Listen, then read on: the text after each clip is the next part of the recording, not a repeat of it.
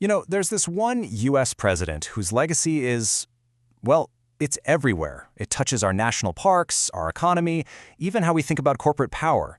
And yet, for most of us, his name is a total blank. Today, we're going to fix that.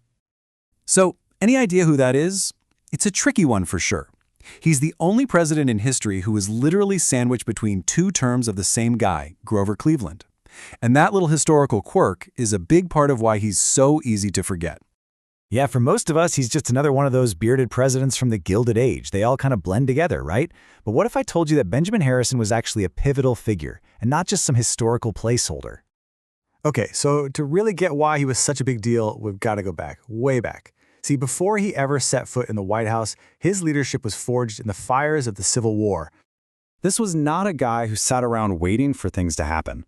When President Lincoln put out the call for troops, Harrison didn't just sign up. No, he went out and raised his own regiment, the 70th Indiana, and he personally led them into battle. And check this out. It's not just anyone giving him a pat on the back.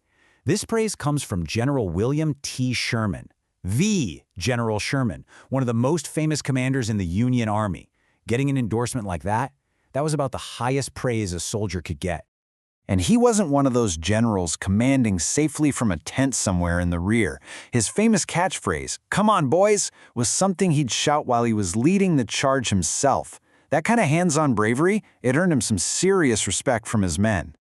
So that same lead from the front energy, he brought that straight to the White House.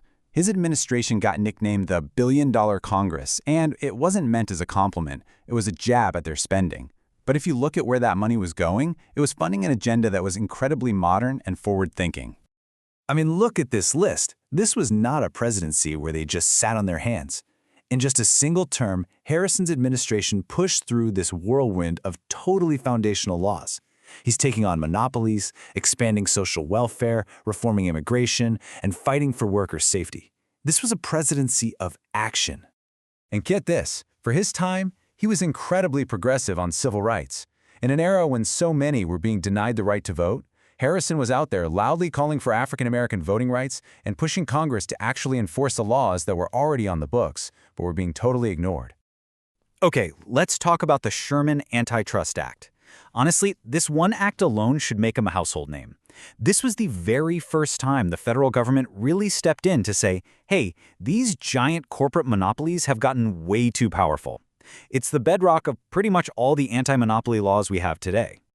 Now look at this number, 22 million acres. It's hard to even wrap your head around how big that is.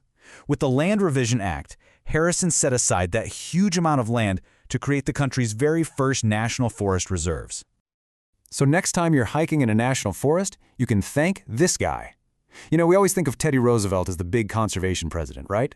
But it was actually Harrison who built the whole system that Roosevelt later got so much credit for expanding. All right, these numbers tell a huge story.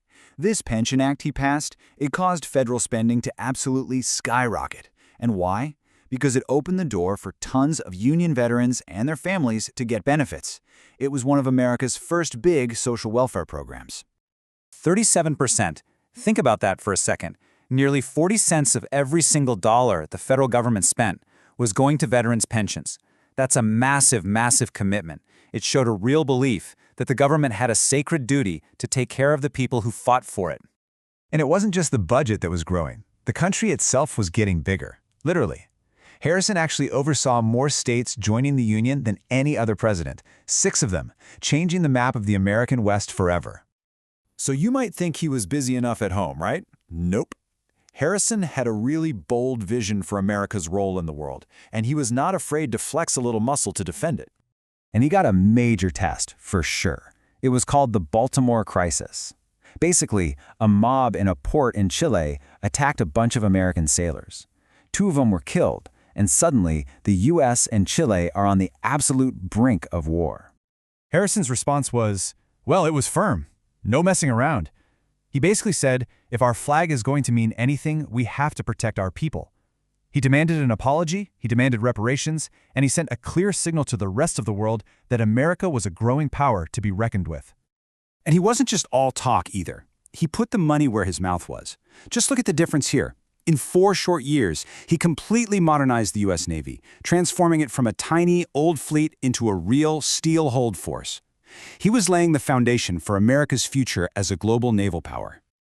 So all of this brings up a really big question, right? With a track record like that, why on earth has this guy been pretty much forgotten? The funny thing is, while we might not know his name, his influence is absolutely everywhere. And if you ever find yourself in Indianapolis, his home is still there.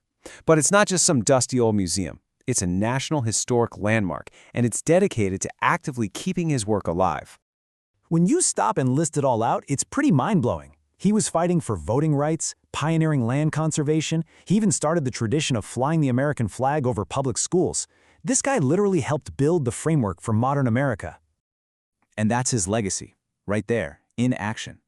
The presidential site isn't stuck in the past. It actually hosts naturalization ceremonies, welcoming new American citizens into the very nation that he helped build.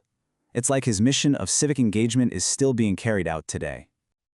So that leaves us with this final thought.